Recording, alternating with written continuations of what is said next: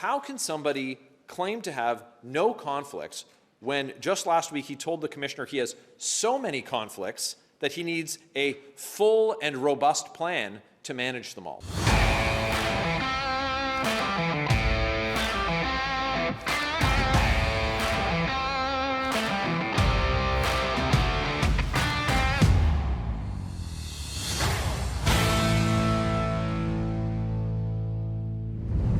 We weren't the only ones that noticed Mark Carney's horrific attempts to fend off questions about his conflicts of interest. Conservative heavyweight and ethics critic Michael Barrett called out Mark Carney today in front of the House of Commons for hiding information that Canadians deserve to know before an election. What is Carney hiding? Let's take a look. We're here again today because Mark Carney refuses to disclose his assets and his conflicts of interest. He doesn't understand why the media and why the opposition keep asking questions. Now, every time he's asked about his connections to Brookfield Asset Management or his conflicts, he becomes defensive, he deflects, and then he attacks. Remember what he told all of you and all Canadians after the Liberals' English language leaders debate in Montreal. He said, quote, "I do not have a connection with Brookfield Asset Management." End quote. Now, I'm sure each and every one of you saw his exchange with reporters in London yesterday. Now, did that sound to you like someone who didn't have any connections to Brookfield? And recall what his office said last week, quote, "Despite repeated attempts, Carney's transition team have declined to clarify if the new Prime Minister still possesses any financial interests in Brookfield." End quote. So apparently, Mark Carney doesn't think that Canadians deserve to know before they vote, and apparently he thinks answering questions on this subject is beneath him. When he was asked about moving his Brookfield headquarters to America from Canada, he lied. When he's asked about his assets, he says he doesn't have any conflicts, and he attacks the motives of the ones who are asking the questions. But this really isn't about his style of answering questions that are put to him by the media.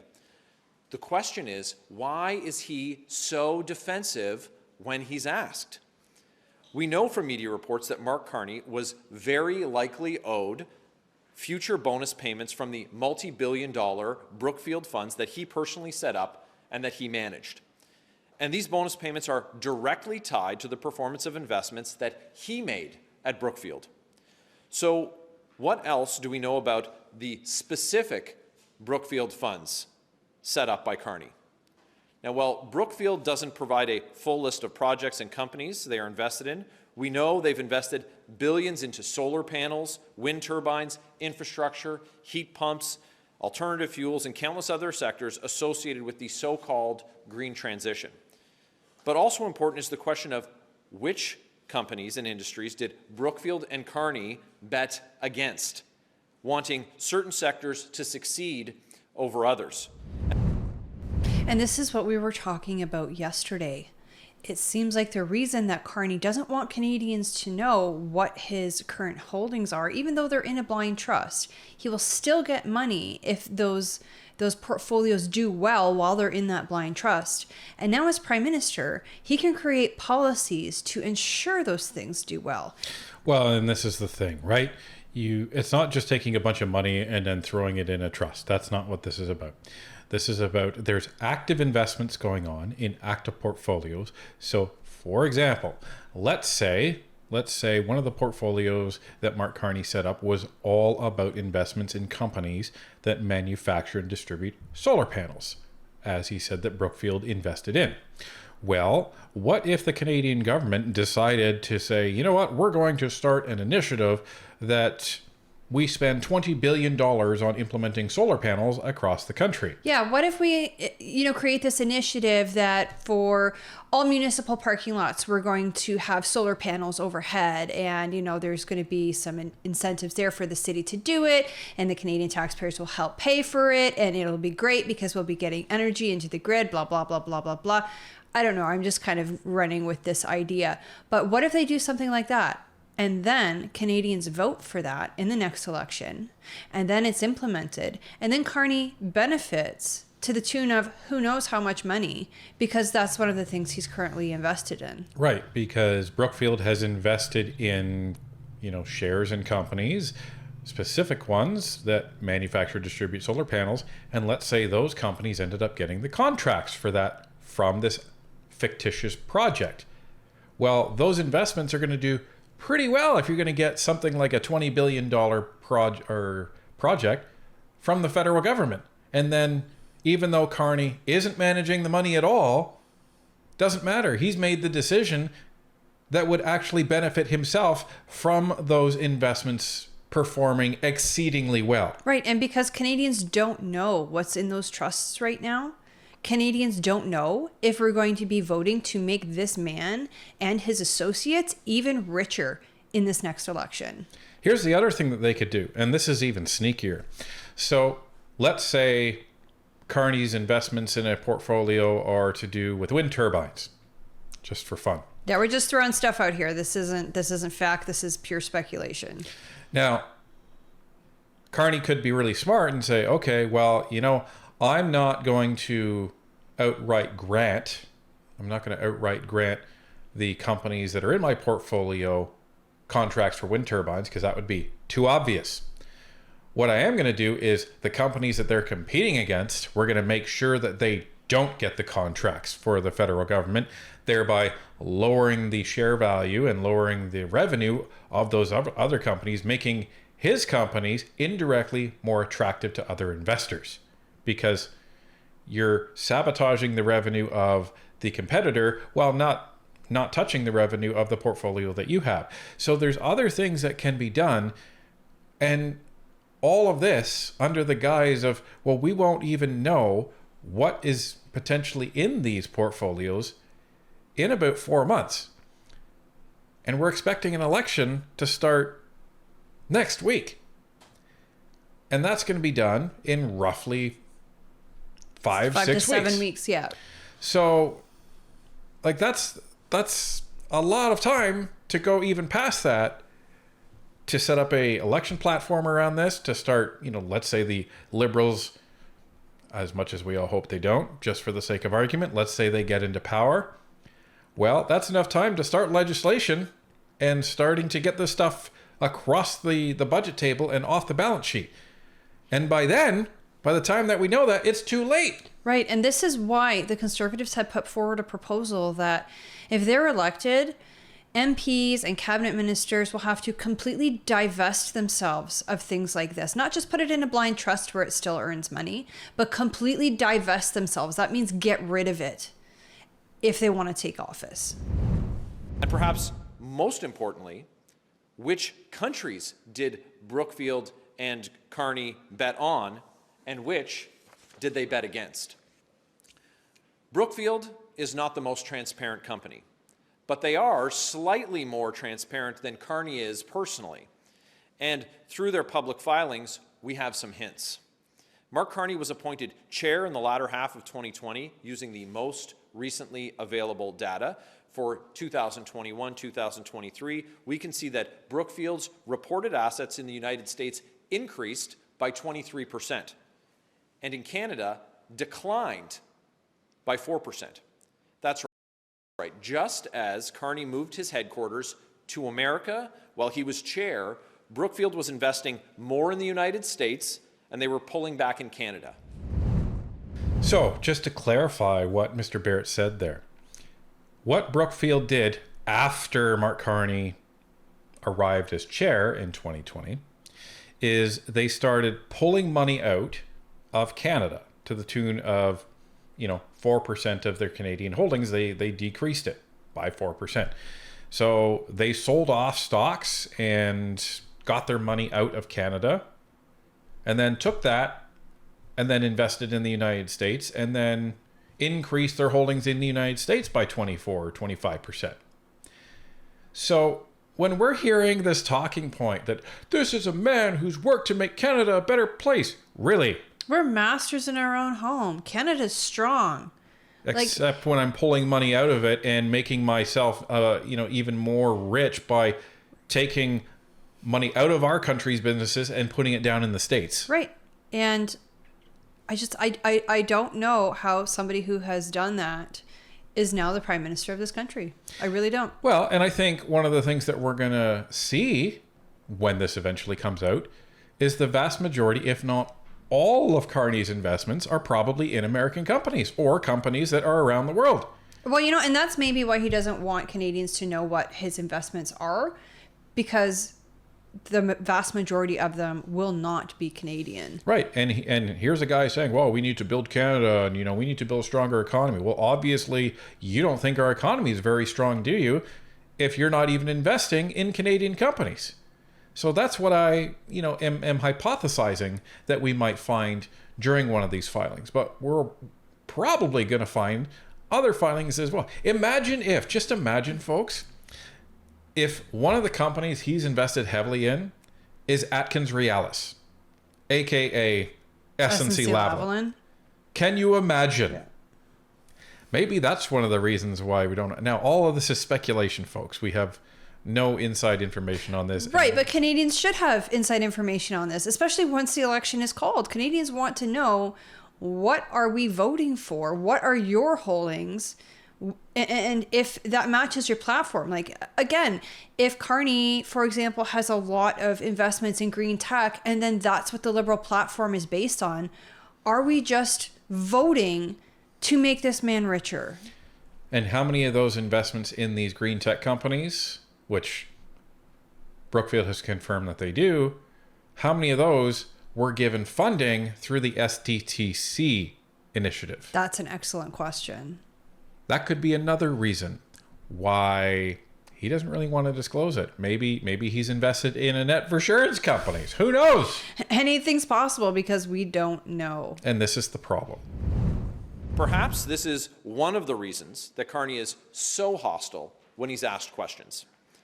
We also know that Mark Carney handed over what he called a, quote, full and robust conflict of interest management plan, end quote, to the ethics commissioner last week.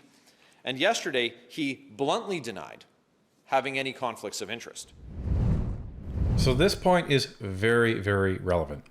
If you have handed over all of your documentation to the ethics commissioner's office, and in that you have included a full and robust plan to manage conflicts of interest, what that says to me is you needed a plan to manage conflicts of interest, meaning it's not that you don't have any. It sounds like you have a lot if you need a full and robust plan. I was going to make the point that if you've already handed over the list of your assets to the ethics commissioner, as well as your plan to dispel any conflicts of interest, you already know what those things are. So why are you not telling it to Canadians publicly? Why are you waiting until that 120 days? And the only answer I can come up with is because that 120 days comes after Election Day. Well, and Mark Carney, his answer to that is, well, why should I? Because it's the right thing to do? Because I'm following the process. You can't say I'm not following the process. Well, if you want to say, well, I'm following the process, technically you didn't have to hand over your stuff to the ethics commissioner for another month and a half. So, I mean, you know it ahead of time. You did it ahead of time. Why are you not divulging this information to the Canadian people ahead of time? Well, and why does it seem like you're going to be calling election within a couple of days, and you're going to sail through this election trying to squeak through it without anyone knowing what you are investing in? So how can somebody claim to have no conflicts when just last week he told the commissioner he has so many conflicts that he needs a full and robust plan to manage them all? Why won't Carney share his supposed conflict of interest plan with Canadians so that they can see for themselves? Brookfield investments touch on huge areas of public policy: energy policy, environmental policy, industrial policy, taxation policy, and infrastructure policy. Now, I could go on and on. Now, is Carney planning on recusing himself from government discussions and decisions in those areas? Now, some of you might recall Nigel Wright was hired as Stephen Harper's chief of staff 15 years ago. Because of Mr. Wright's prior private sector work, he had to recuse himself leaving the room entirely when certain files came up. Will Mark Carney be doing the same? Why won't he answer? Now, Mr. Wright was a staffer carrying out the direction of elected officials. Carney, as Prime Minister, well, he's the chief decider. This so-called blind trust of his, it doesn't protect him. Why? Because these aren't stocks or ETFs like normal Canadians have that a trustee can buy and sell freely. No, he raised the money from international billionaires and made the investments. He knows exactly what is in there. And those Brookfield funds are locked in with long-term contracts. The only people blind to Carney's assets and conflicts are Canadians because he refuses to tell them the truth. Mark Carney is twisting himself into a pretzel, trying to hide his assets and conflicts from Canadians, avoiding answering questions. The pretzel prime minister. Well, but this is the thing. He accused, again, CBC's Rosie Barton, of all people. Look inside yourself, Rosemary. You're coming from a prior, whatever a prior is, but you're coming from a prior. Like, it's like a place of bias, I guess, but it's just such a weird way to say it. That's because he was fumbling with his language. Of course, he's a banker, not a prime minister. He's having enough trouble with English, never mind French. So, but he's essentially accusing her. Well, you're coming from a very, very nasty place of ill will. Well, all Rosemary was essentially saying is, well, you've had to come up with this plan of conflicts of interest, and now you're saying there's no conflict of interest. Considering you have a plan, that's very hard to believe. And he's like, oh, where's my pearls? That is so hurtful. Well, and you should question yourself on your motives before you question me. And like this conflict of interest plan, it's not an escape plan or a fire plan in case something happens. This is the kind of plan that you only formulate after something has happened. So this just doesn't make sense. What are specifically the conflict of interest that you're worried about, and how would that impact Canadians? So things like the carried interest funds that will see payments made to Mr. Carney based on the performance of these funds are something that should concern all Canadians. Mr. Carney built these funds. He was the one who went out and solicited the investments for it. And so these aren't something that once in a blind trust, though the trust is being managed by someone else. Who is managing it, we don't know.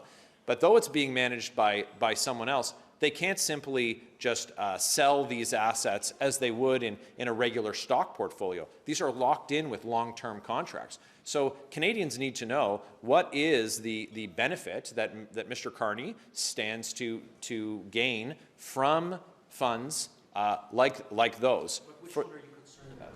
Well, we've listed the three funds that Mr. Carney has, these global transition funds, 1 and 2, the catalytic fund. These are ones built by Mr. Carney, and he knows what's in them.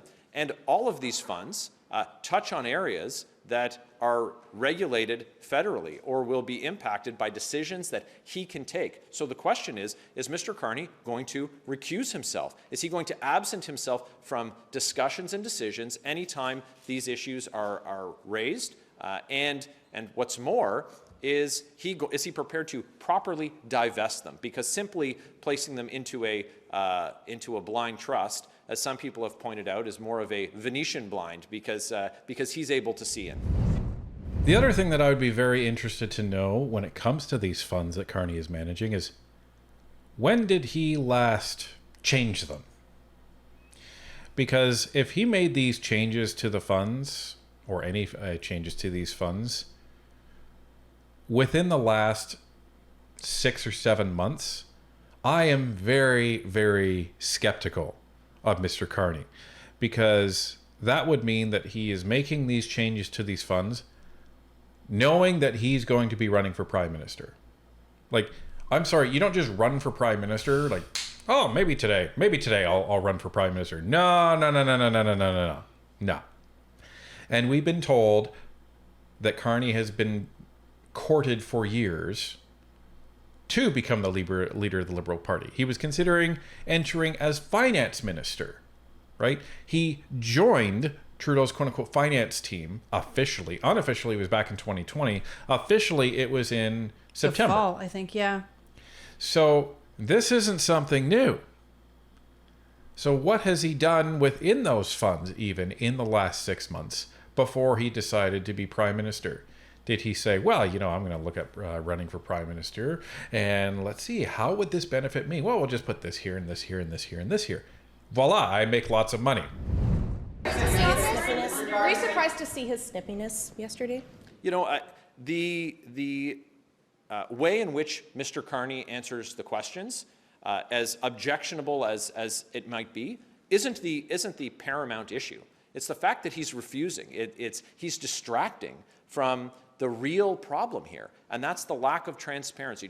The lack of transparency from someone who, when pressed by media, one of his few times that he's taken questions from the media since he entered elected politics or running for public office, and he lied. He lied about his role at Brookfield. And so not only can we not simply take him at his word, we now need to question what his motives are. And if you look at what he said on Friday here in this building, when he said that they were going to eliminate the carbon tax, and then yesterday he says that's what he says here in Canada, and then yesterday he's in Europe and he says we need to have a carbon tax in place in order to trade with other countries, which is simply not true.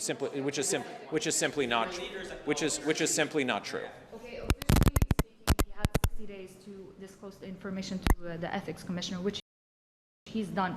So I'm wondering, like, speaking rules-wise, is it the rules that you want to change since he's officially abided by them?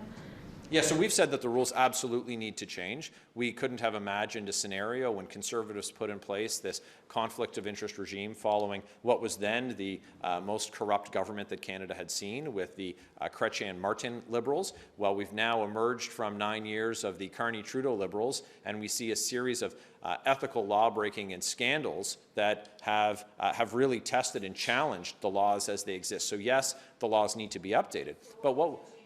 Well, of course, that this is something that reporting timeline would need to change. It would be required for leaders who are running, people who are running for the leadership of these parties. But it begs the question, why do we have to appeal to the lowest common denominator? Why is it that Mark Carney isn't simply willing to just be transparent with Canadians? He knows today what those conflicts are. He knows what is in that robust plan. Why not simply take the information that is going to be disclosed, like it is for all public office holders? You can take a look at any public office holder in the. You can take a couple of things. First of all, I can tell you before I file my disclosure, based on reading the rules, exactly what's going to appear in the public registry. So it's black and white. It's not a discretionary matter. There's things that will be publicly disclosed and things that won't be. There's also things that are conflicts of interest that will present, and whether or not you need to recuse yourself from those decisions might be a precision that you need to discuss with the ethics commissioner. But look, this is the Prime Minister of Canada. How is it that he's expected to lead discussions, to take decisions, to chair the cabinet in this country, and he's got to leave the room when anything on taxation, anything on transportation, anything on energy, on green technology is discussed in the room? Because that's what's invested in these funds that he's going to be effectively taking a commission on, getting payments on based on the performance of those funds. So why doesn't he simply just tell Canadians what he stands to gain from those funds? It's basic transparency. So every other public official can tell you what appears in their disclosure, and you can go and you can look online. But we also know, through a very basic reading of the rules, what is going to be publicly disclosed. Disclose that, but also what his plan is. So why is it that we have to wait the 60 days to read it? Because what's going to happen in that time? There's going to be an election. And in the meantime, Mr. Carney continues to take decisions. He continues to set policy for this country, and even projecting into the future after the election. It's basic transparency. It's incumbent on a prime minister, and he should He should do that, especially when he's leading a party that includes a cabinet who have members who have been found guilty of breaking the very law that he claims to hold so important that he's going to appeal only and meet only the minimum standard. Canadians expect more than the minimum standard from a prime minister. Mr. Carney should do better. Okay, that was a long answer. But we wanted to keep it going because it was ground that was really, really important for Barrett to cover. So, and it doesn't help that the reporters kept interjecting. And, Yeah, just let the man talk. Yeah. So, but notice how Michael Barrett lets the reporters finish their answers. Well, and he doesn't talk down to them. No. But what he has said is some really important things. Is Canadians not only need to know how he stands to benefit from becoming prime minister, is they need to understand what this quote unquote conflict of interest plan is. If that plan is essentially saying, well, I need to be out of the room when we're discussing taxes, when we're out of the room when discussing green technology, when we're out of the room when we're just discussing foreign policy with the United States, like if there's all of these things, then that begs the question from Canadians, like, okay, sounds like you're going to profit a lot from being the Prime Minister of Canada, and just because you're out of the room, how do we know that your ministers are not going to be making decisions that are going to benefit you? Right, and that was actually one of the points that was brought up during the investigation regarding Annette Verschuren, was that yes, she recused herself from the room during votes, but what were all her subordinates doing? Right. So this is the big issue, and Canadians deserve to know who the guy actually is that is running the party that may be prime minister, and this could be very influential in that vote. This is the whole problem that Michael Barrett is talking about and is laying on the table for the reporters. Now, some of the reporters are doing their job and they're asking these questions knowing what the real answer is, but they're asking these questions to make sure that they get the answer that they're assuming is the actual answer. And because you have Michael Barrett being the ethics critic, this is literally his specialty. And this is the interesting thing about Mark Carney, because the Conservatives have spent years digging up all of this crap on the current Liberal government, and look at what they found so far. They've only had a matter of weeks to start digging into Mark Carney, and look at what they have found so far. Right. Plus, look at the way he treats the reporters. Look at the disdain with which he speaks to them. Canadians want to know what his conflicts of interest are so that we can know if we're voting to make this man richer. And the way he spoke to those reporters yesterday when this was questioned, he just, not only does he have the disdain for these reporters, it also seems that he has such disdain for the Canadian people. Well, and, it sounds like the media listened, right? Sounds like they heard it. The question is how many of these mainstream media outlets are going to be calling out Mark Carney for that, like they call out Pierre? Now, when Pierre is kind of snippy with reporters, he's only doing so because they're asking him Trap questions. Narrative leading questions. Yeah. Where they're making a premise and they're saying, okay, so, experts say this. What is your, response? Well, timeout. I don't accept your premise that experts are saying this. So we need to unpack your premise before we even get to your question. And that's where Pierre normally goes after these journalists. He'll also go after them if they're part of an organization that has a history of completely doctoring things for the Conservatives. Why wouldn't you be mistrustful of reporters in that case? I think it's justified. But when Pierre is asked a good question, and that doesn't matter what outlet it's come from, we've heard him directly answer questions from CBC, from CTV, from the Canadian press, he will answer it. So if the question is legitimate, he will answer it. If the question is designed to be a trap question, that's when he calls out the reporter. And he also calls out the reporters for just repeating Liberal talking points as well, like the carbon tax. So this is a very, very strong attack from the Conservatives on Mark Carney. And the good thing is people will have had to have heard this interview yesterday when CBC is asking the questions, when the Canadian press is asking the questions. It's not the Conservatives that are asking these questions, it's the media. Some of it very liberal-friendly media. So this is actually very good news in that Canadians that don't pay attention to channels like Northern Perspective and others are actually starting to see a little bit what the new Prime Minister has in store for them in terms of how he's planning to conduct himself. But we still need to know what he's hiding so Canadians know what they're voting for.